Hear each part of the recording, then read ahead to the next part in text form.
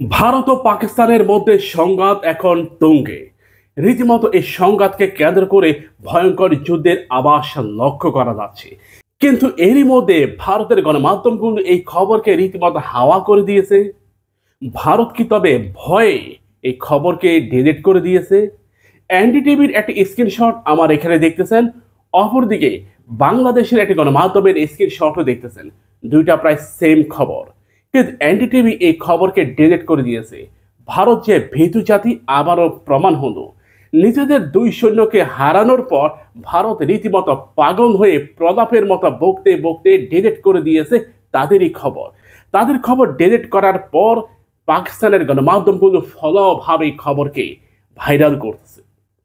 ভারত অবশ্যই এটাকে সন্ত্রাসের দিকে নিয়ে গেছে। ভারত পাকিস্তান সীমান্ত কেন্দ্রিক যে সংঘর্ষ, গোলাগুলি, এতে দুই ভারতীয় নিহত হয়েছে।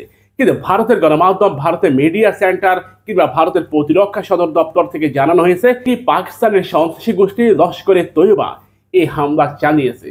কিন্তু এই হামলার সাথে লস্করে তৈয়বার কোনো সম্পর্ক নেই। প্রথম দিকে এনডিটিভি যে খবর দিয়েছে সেই খবরটাই চূড়ান্ত ছিল। হিন্দুস্তান টাইমসও লস্করে তৈয়বার নাম উল্লেখ করেনি, সেখানে পাকিস্তানের সেনাবাহিনীর নামই উল্লেখ করা হয়েছে। প্রিয় ভাইরা, প্রতিবারে ভারত এই সন্ত্রাসী, যুদ্ধ অপরাধী, আমাদের এখানে বলে যুদ্ধ অপরাধী, পাকিস্তানে বলে সন্ত্রাসী, উগ্রবাদী, বিচ্ছিন্নতাবাদী গ্রুপ, আরো নানান তান খবর বলে ভারত তার 140 কোটি মানুষকে মনোরঞ্জন দেয়। যদিও মনোরঞ্জন করাই ভারতের মিডিয়ার অন্যতম কাজ।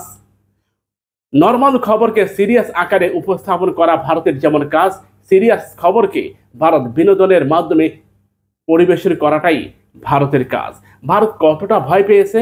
ভারতের প্রতিরক্ষা সদর দপ্তর ইতিমধ্যে জানিয়েছে এটি একটি বিচ্ছিন্নতাবাদী গ্রুপের আক্রমণ, তাই এটাকে ফলাভাবে উপস্থাপন করার কোনো সুযোগ নাই। যুদ্ধবিহীন যখন ভারতের দুই সৈন্য হাওয়া হয়ে গেছে, তখন যুদ্ধ করলে অবস্থা কি রকম হবে? আমাদের এখানে অনেকে এসে বলে বাংলাদেশ খেতে পায় না, আবার অস্ত্র কিনে। আর ভাই, আগে তো পাকিস্তানকে সামলাও। আমরা অস্ত্র কিনি আর না কিনি, খেয়ে থাকি না রোজা রাখি, সেটা আমার ব্যাপার। পাকিস্তান তোমাকে ধরে ধরে পেদানি দিচ্ছে, তুমি সেই খবর না বলে তুমি আমাকে বারবার বলতেছো, আমার এখানে কমেন্ট করতেছো খেতে পায় না আবার অস্ত্র কিনে, খেতে পায় না আবার বিমান কিনে। আমি কি কিনি না কিনি সেটা আমার ব্যাপার, কিন্তু তুমি যে পেদানি খাচ্ছ, আমার দুঃখ তো সেখানে। তোমাকে পেদাতে পেদাতে অবস্থাতে এত খারাপ হয়ে গেছে, নরেন্দ্র মোদীর এখন ধুতি সামলানোটাই দায় হয়ে দাঁড়িয়েছে। তুখার আকারে বড় ধরনের যুদ্ধের আভাস লক্ষ্য করা যাচ্ছে। যদিও ভারত ইতিমধ্যে ভিতরে ভিতরে রণপ্রস্তুতি সম্পূর্ণ করতেছে। পাকিস্তান তারা তাদের সীমান্তে ইতিমধ্যে বিপুল পরিমাণ সৈন্য জড়ো করেছে। ভারত যদি অতর্কিত কোনো আক্রমণ করে, সে আক্রমণকে ঠেকানোর জন্য যা যা প্রয়োজন তাই করা হচ্ছে। বিশ্লেষকদের ধারণা 2025 সালের মধ্যে আবারও একটা যুদ্ধ হবে। আর সেটাই কি এটা কিনা? অবশ্যই আগামী কয়েকদিনের মধ্যে ভারতের স্বাধীনতা দিবস, নাকি পাকিস্তান সেই স্বাধীনতা দিবসে ভারতকে কোনো উপহার পাঠিয়েছে, দুইটা বডি পাঠিয়ে? অনেক হয়তো এটাই মনে করেন, আমার কথা নয়। ফেসবুক নেটিজেন যারা আছে তাদের মন্তব্য এগুলো। গণমাধ্যমগুলো, পাকিস্তানে সোশ্যাল মিডিয়াগুলোর মধ্যে রীতিমতো ঈদের আনন্দ যাচ্ছে, অথচ ভারত বলছে এটা লস্করে তৈয়বার কাজ।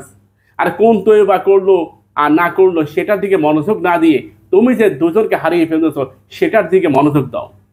কথায় কথায় সন্ত্রাসী, উগ্রবাদী, মাওবাদী, শ্রীলঙ্কাকে বলে মাওবাদী, পাকিস্তানকে বলে উগ্রবাদী, সন্ত্রাসী, লস্করে তৈয়বা, জঙ্গি, আবার বাংলাদেশকে বলে যুদ্ধ অপরাধী। বাংলাদেশে তো আবার কয়েক হাজার জঙ্গি সংগঠনের অস্তিত্ব তারা পাইছে। আসলে এগুলি সবই নাটক, এগুলো সিনেমাতে মানায়। ভারতের এই যুদ্ধে বিজয় প্রতিটা সিনেমাতে তাদেরকে মানায়। আজ পর্যন্ত কোনো যুদ্ধে ভারত বিজয় অর্জন করতে পারেনি, কোনো যুদ্ধে বিজয় অর্জন করতে পারেনি, শুধুমাত্র অতিরিক্ত বাড়াবাড়ি। ভারত যদি সঠিক পথে হাঁটতো, যেমন যা হয়েছে তাই প্রকাশ করেন, প্রচার করেন, আপনারা অতিরিক্ত বাড়াবাড়ি করেন। এখন দুজনকে হারিয়েছেন, সীমাতে বিপুল পরিমাণ সৈন্য জড়ো করেছেন, তারপর বলতেছেন কিছুই হয় নাই, তারপর বলতেছে কিছুই হয় নাই। এত মানে গা ঢাকা কেন? গা ঢাকা দিতে হবে কেন? খবরকে ডিলিট করতে হবে কেন? ভারত ও পাকিস্তানের মধ্যে বড় ধরনের একটা সংঘাত আসন্ন।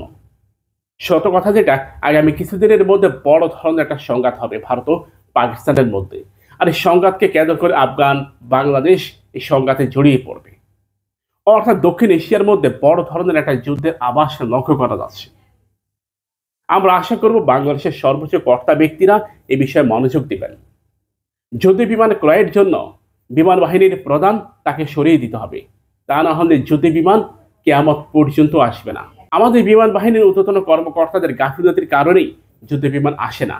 তারা এখন ইউরোফাইটার টাইফুন কিনবে, আসলে কোনটা কিনবে তারা নিজেরাও জানে না। আমাদের চ্যানেলটিকে সাবস্ক্রাইব করুন, পাশে থাকা বেল বাটনে ক্লিক করে আমাদের সাথে যুক্ত হন।